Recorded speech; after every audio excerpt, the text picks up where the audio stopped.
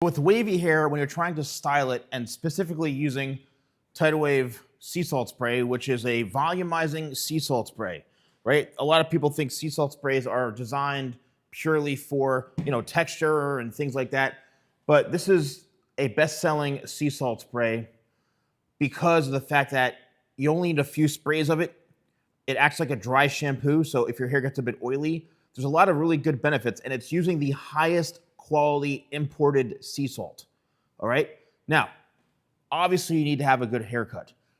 The good thing about Tidal Wave is when you are spraying it on, let's just say, and I would apply this the same way if the hair is damp as compared to dry.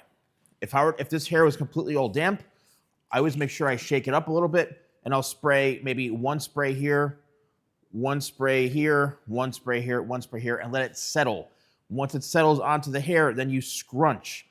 The key to a lot of creating texture is by scrunching.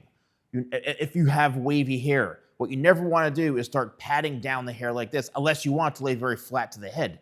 But the whole point of having waves is to kind of showcase them. So make them free, make them kind of look a little more loose, and then let them naturally kind of fall at its own weight and its own gravity, so to speak. So, and also another great thing is if you are on your second day, your third day hair, and your hair's getting a little oily, and you could use this as a dry shampoo. Same exact thing I just did. Spray it on, scrunch it in, work it in. It's gonna absorb those oils, so you're getting a lot more benefits to this spray. Now, let me demonstrate for you here on dry hair. So this hair is, it's actually naturally straight, but the way I cut this is allowing it to have enhanced waves. So this is all really more of like the haircut. But let's go right here. Once in the front, once here, once here, once here. Let's just go one on top. So 5 sprays. Now it's settled onto the hair. And what I'm going to do now is I'm going to scrunch it into place. You can see the technique I'm using. I'm not shaking the hair. I'm trying to really just work that product in, right?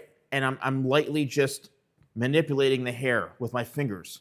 Because think of like waves, it's very piecey. So that's what you want with using the sea salt spray. You want to create that kind of pieciness, and then it's going to appear like it's a bit more textured because it's a little damp from the product.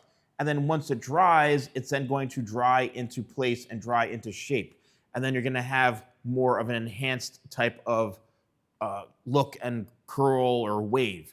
So then the last important part of this is once you sprayed it, once you scrunched it in, don't touch it. The worst thing you can do for wavy hair or even curly hair is you start running your fingers through it. You start trying to mess it up. Just set it and forget it.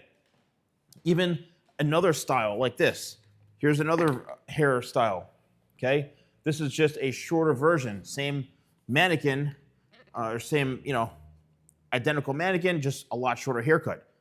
Once in the front, so you're spraying and you're targeting. So maybe you need 2, 3 sprays in the front, and then 1 here.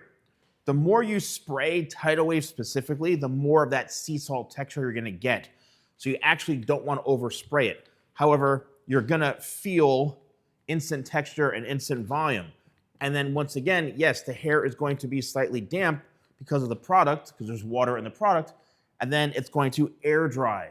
So you set it and forget it, and it's going to dry into shape with this nice texture, this nice voluminous wave, and even curl enhancing. So it's really, not too complicated, but in my opinion, as a 30+ year professional, and if I was doing your hair, that's how I would be styling it to try to enhance those waves. If you're interested in Tidal Wave sea salt spray, I highly suggest checking it out. It's a premium product, and it's available right here if you click View Products.